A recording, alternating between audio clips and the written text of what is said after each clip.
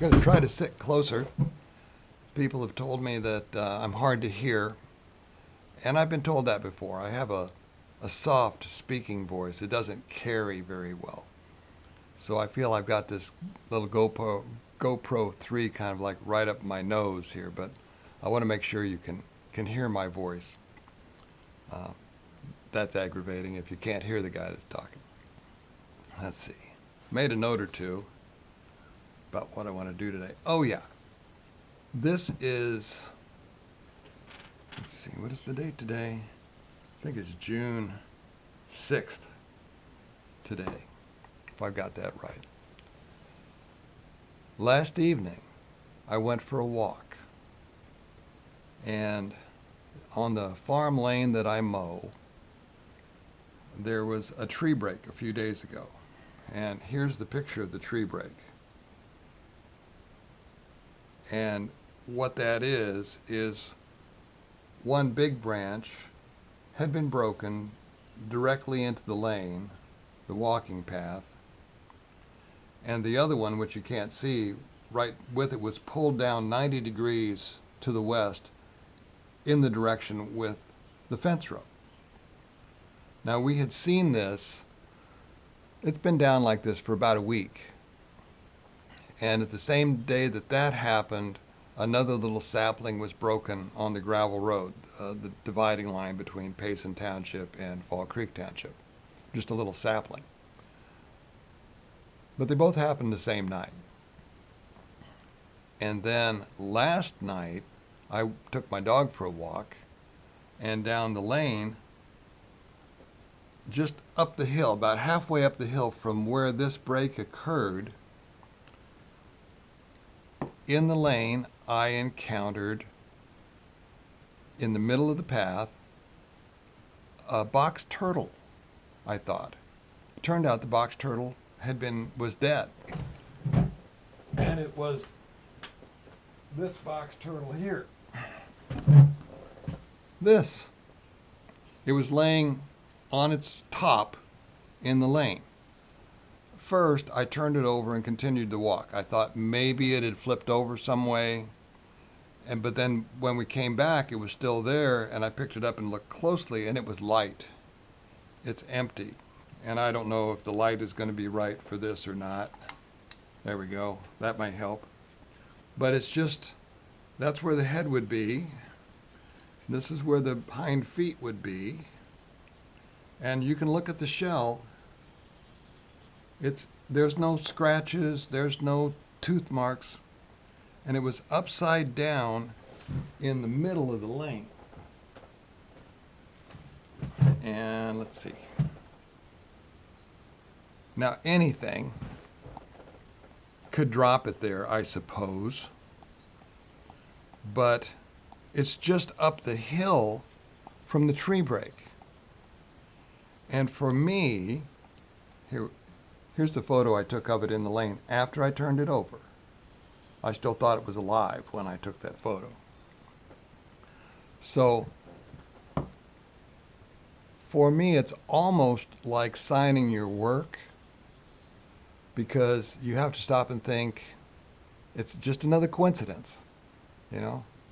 I didn't see anybody drop it, but here's that shell in the middle of the lane last evening, just, I don't know, 50 feet from a suspicious tree break. And the thing suspicious about that treetop splitting in two directions is they don't go the same direction. Could happen, could have been lightning. I didn't see it happen. There was another tree that broke, a little sapling, but nothing else broke around it. Something else, how many coincidences does it take to fill a bushel basket? I mean, they can't all be, they could be. Don't get me wrong, they could all be. But something put that turtle shell in the lane. We can all agree with that, because it was dead. It didn't get there by itself. And so that's the way with this stuff. There have been a lot of things happen here And it just makes you scratch your head. But at some point, you begin to think, no, there's a pattern going on. So that's the latest event. That happened last night. Now, they don't happen every night. They don't happen every week. They seem to come and go in spurts. And I just wanted to start this off with something to show you that what is going on here a little bit. And then also, the last 24 hours, if you look at the other episodes on this channel, you'll see that they have 8 views, 20 views. You know, day before yesterday, I had 12 subscribers, or 9. And so all of a sudden, I've got like 1,000 views on this Sasquatch episode, or more. I think there's like 1,600 this morning. So I wanted to give you a little backstory on why I'm here. About 4 years ago, MUFON made religion relevant to the ufology topic. They started something called the Great Questions Project. I hadn't written anything for them at that point. But one of the questions they asked was, what would the undeniable presence of ET be upon Christianity, Islam, and Judaism? And what would their presence be? How would that affect mankind as a whole? And the third question that I wrote about was, why is ET here? And I thought, okay, I happen to know that there's a body of writings that's not specifically mentioned that has a lot to say about all of this. So I turned to the writings of this little-known mystical Eastern faith. It's called Baha'i. And it has 5 million members worldwide out of 8 billion. That's a 0.5%. So you may not have encountered it ever. But I knew what it had to say. I knew some of what it had to say. And specifically, the thing that I remembered was something that I had read 40 or 50 years ago now. And that was this. It says, quote, "Know thou that every fixed star hath its own planets, and every planet its own creatures, whose number no man can compute." I've known that my whole adult life, basically. But it never occurred to me how important it might be. And so when they mentioned that this would have an impact, how would it impact religions? I thought, oh, and this religion too, the Baha'i faith, because it has a lot to say, I think. So I went into it, and as I started writing this white paper, more and more stuff kept coming out. And then I ended up writing an article for the MUFON Journal. Arnhem Birnbaum, it's a pen name, I think the gentleman's name is Mike Hoffman, wrote a wonderful article about an interstellar code, because at that point there were no Tic Tacs yet. This is 3 or 4 years ago. And they hadn't come out in the news. And the question was, how come they don't shoot us down? You know? They can fly rings around us. How come they don't shoot us down? And he surmised that there might be an interstellar code.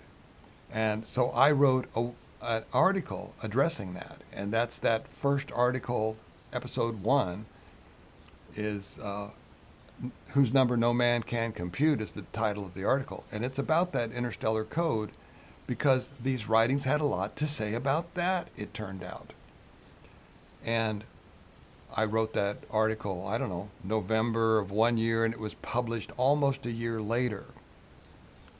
And then just seeing it published, I'd never really had an article published before in a journal. And so I got excited, and I started writing more about it. And then over the next couple of years, I was published about 10 times now. The most recent article was published in May of this year. I think that was number 10. So as all of that is going on, I'm living on this farm here, and I mow that walking path I just showed you with the tree break. And it runs for a mile down diagonally across this farm. The farm's about 500 acres. And one day I was mowing, and way down at the other end, I came across, in the middle of the path, the hind quarter of a fawn deer. It was about this time of year. And there were no marks on it. No teeth marks, no claw marks, no cut marks. The skin was still on the whole thing, and it was just lying there in the middle of the path, just like that turtle shell. And I thought it was very odd. But family members walk the path. They don't want to encounter parts of dead animals, so I tossed it off in the brush. I thought it was odd. I didn't keep it. I didn't collect it. I'm not a researcher of Sasquatch per se. I'm a researcher of these writings. Well, I had been turned on to Steve Istall's The Facts by How to Hunt channel by my son. I'd been watching that for several months, since maybe February of that year.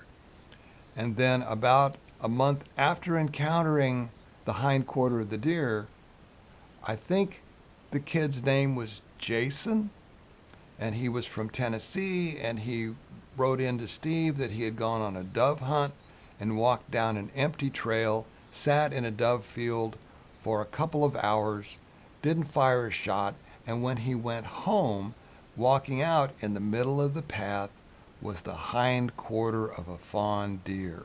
And all of a sudden my universe closed in. I thought, holy crap, that's what I just found. And at that point I knew what it was. All of a sudden I knew what it was.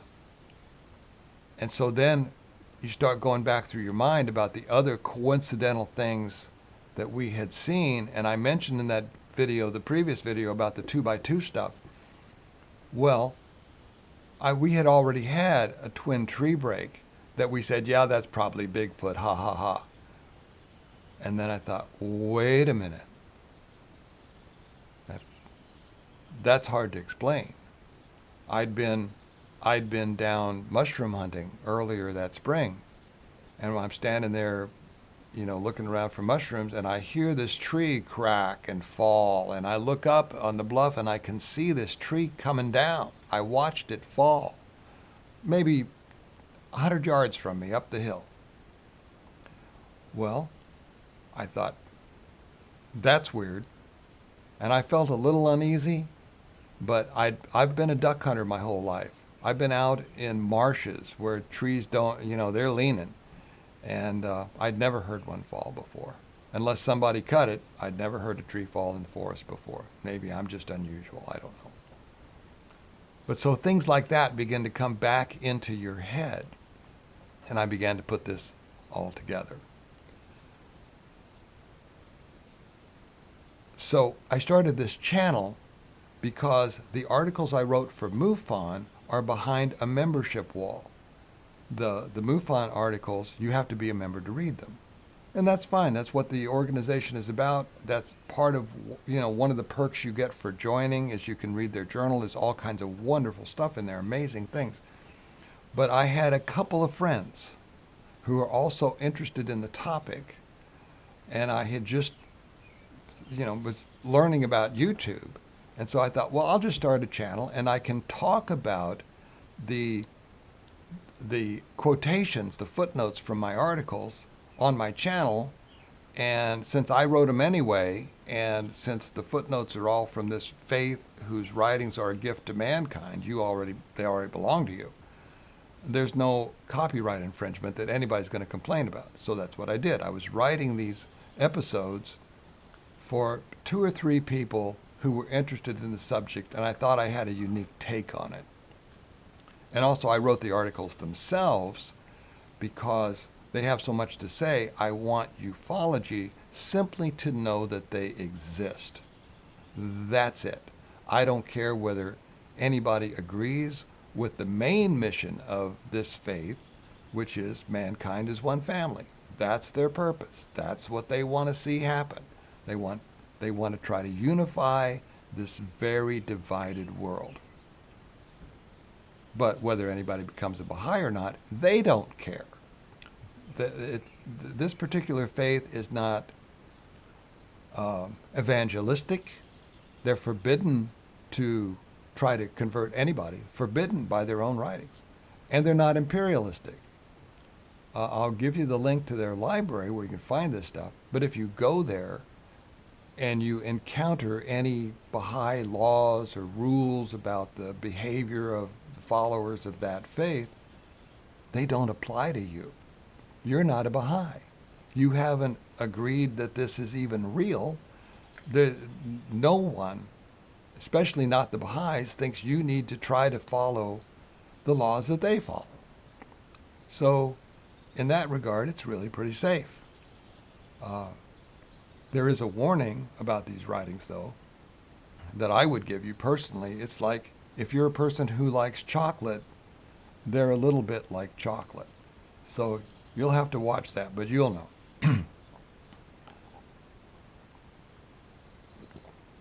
So you're free to look at them or not, but that's what I'm researching.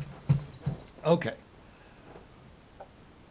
I'm in what we call the lodge. This building started out as a mower shed. And then, like most things in the country, we just kept adding on to it.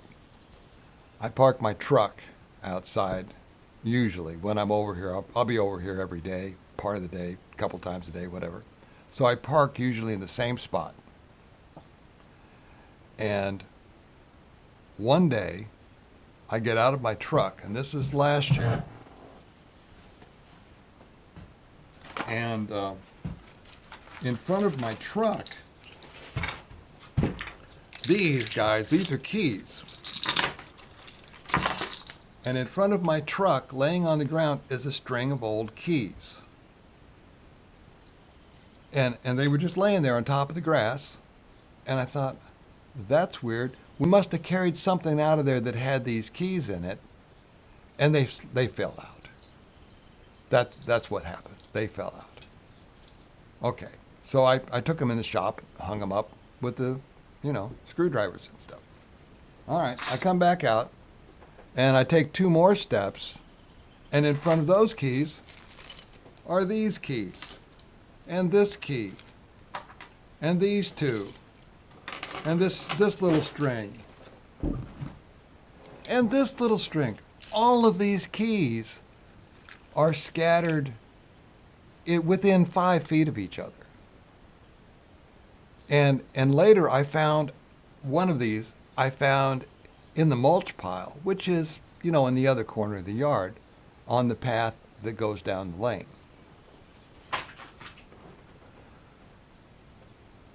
They didn't fall out of something that we were carrying. Nobody carried anything across there.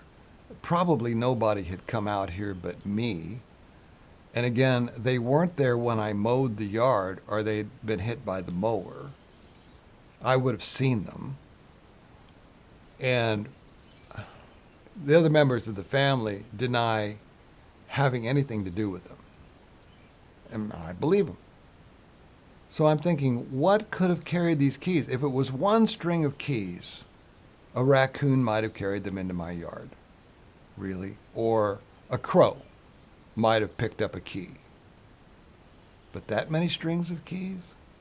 Okay, it gets weirder than that. I went down, I thought, when we cleaned out this place, years ago when my mom and dad passed, and when you're cleaning up everything, there was some stuff that got taken and put in a tub in an open front shed down the lane. It's probably 1/8 of a mile from here. And I think there's an old Folgers can of keys down there. But here, I'm gonna stop. I've got visitors. Okay, I think we're back. So, I thought that there was an old Folgers can full of keys, accumulation of a lifetime, And it was in a tub in the shed down there. So I went down there, and lo and behold, there it was, next to the tub. Something had picked it out of the tub and set it right side up on the ground beside the container tub that it had been in with a bunch of other stuff, random stuff. And I thought, it wasn't a raccoon, or an animal probably would have dumped it before they could get it lifted out of the tub. And even if they had managed to push it out, it probably wouldn't have landed right side up without dumping any keys out on the ground. So the whole thing was unusual, shall we say. So the only other possibility, if it wasn't an animal, would be that some person had done this. That's highly unlikely around here. So that doesn't leave you too many options, does it? Then, I've got this written down in notes. I don't remember the timeline on this and this and this and this and this. I don't remember the timeline, but I've been keeping a journal since this started so that as these things come up, I can get them in chronological order. It may have been before this happened. This building has a little stargazing deck on it. We built it out of coal lumber from Lowe's. And I was sitting up there looking at the sky one night. I got ready to go in. And as I was walking from the reclining chair to the door, I stepped on something. I thought, that ain't right. There's nothing up here but me. There wasn't anything there when I walked out. So I went in, my flashlight was inside. I got the flashlight and came back out and looked down, and here's what I found.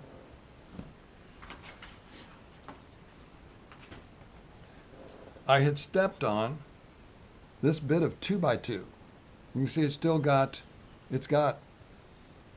cobwebs on it.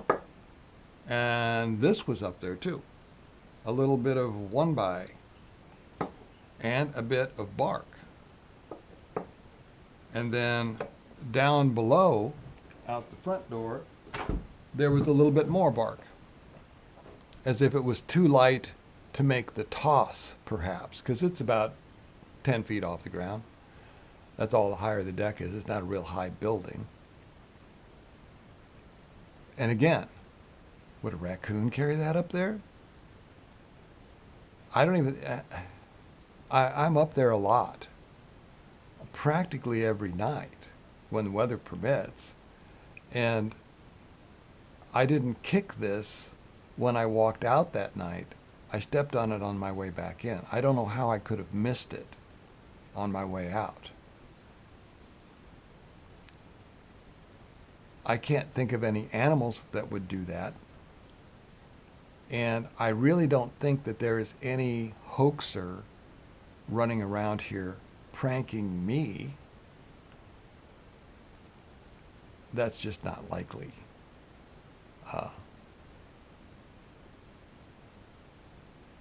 Probably I would catch them. Human beings can't see the trail cams. So anyway, I wanted to have kind of this show and tell with you to let you know that I'm not researching this stuff, but I'm interested in what's going on with it. And so in future episodes here, I may go back through some of those articles, because what I had written about extraterrestrials may also apply to the Sasquatch-Sabe people phenomena. Also, the reason that, if I didn't say this earlier, the reason I would want people to know about what is in the Baha'i writings is, like Steve says on the Facts by How to Hunt channel. He knows he's being lied to. All of ufology knows they're being lied to about this stuff. So here is a body of work that says, yeah, you're right. You're right about the age of prehistoric megalithic 300-ton, perfectly polished granite, or caves in India that have been somehow hewn out of solid granite with not just straight walls, but curves that are continuous and accurate throughout these interior portions of a cave that we couldn't do today, that sort of thing. And so my point about the writings is they're not part of any cover-up. They're part of explaining how this all fits together. And so regardless of how you feel about religion in general, or any religion in particular, the fact that they are not actively hiding anything from you is probably more evidence that they're telling you the truth, or what they believe to be the truth about those statements they make that impact ufology. And for that, I find them very interesting, and I think you will too. So there you go. I think that's it for now. As new things come up, I will show you. I would like to show you probably next time or the time after that a little site map of where all this stuff has happened, because it's extremely close together. Most of it has happened at the edge of about a half-acre yard, maybe smaller, quarter-acre yard. I mean, this house sits on about 5 acres within the farm, but a lot of this has happened right outside my door, basically. And so that's when I listen to the encounters that people have had around the country, there's a lot going on here. But it doesn't happen on a daily basis. It's a lot going on if you look back over the course of the year, or the course of 2 or 3 years. Oh, and then one other thing. If this ever happens to you, all of this Sabe stuff, and it may not, but then I started thinking about my childhood and things that didn't make any sense even until I figured out what this was, you know. I started putting them all together. I'll tell you one more story, and then I'll quit. When I was a little kid, we had a sleeping porch, a screened-in second-story porch with a bunch of beds thrown out there, and that's where we'd sleep in the summertime. And I was out there playing with my cousins, and we were having a pillow fight or something, and all of a sudden, right at the corner of the porch, there was this shriek. And it scared us all to death, and we all ran downstairs and told the adults what had happened, and they kind of laughed it off. And I don't know what it was. They said it was probably a screech owl, and it could be, except that I'll be 72 years old this summer. I've never heard that sound again. I've never heard it but once in my life, and I've been outdoors plenty. So I don't know what it was, but it scared us. And we go downstairs, and it's a shriek. And so then they're all sitting around down there doing whatever adults did in the 1950s, because this is probably about 1956 or 7. And they started telling stories about one time something screamed in the woods. My uncle told a story about one time they were out coon hunting with the hounds, and something screamed in the woods, and all the dogs came back into the fire and sat at their feet. Now, coon hounds don't do that. There's nothing in western Illinois that should frighten a coon hound back into your fire. And then my mom said, well, one time we heard something scream west of the barn, and she meant there's a barn right behind this building, so it was right here. And your dad went out looking for it with a shotgun, but he didn't see anything. Stories like that. Oh, and the other thing about this turtle shell, I told you in the previous video, we've had a lot of 2x2 stuff happen.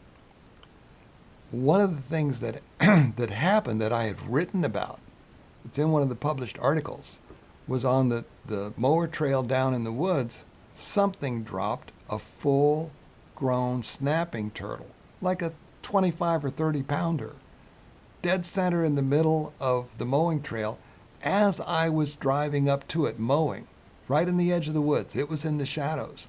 And it caught my eye as it hit the ground, and it snapped up at something that I didn't see. And as I got to it, the mower's 5 foot wide, the trail's like 10 feet wide, and I was looking down at this turtle edging around it, and it was just looking back up at me like, yeah, I'll bite you too. And I kept thinking, Grant, you should be looking uphill. But I didn't look until I got past it. And when I looked, there was nothing there. It was all wild honeysuckle and saplings and stuff. There was nothing to be seen. But 2 by 2, this is the second turtle. How weird is that?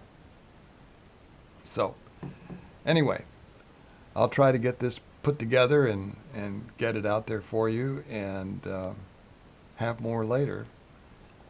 It's so surprising. I thank you all for taking a look at this, and it's like things go through your head. Like when you see 1,000 views, it's like, what have I done?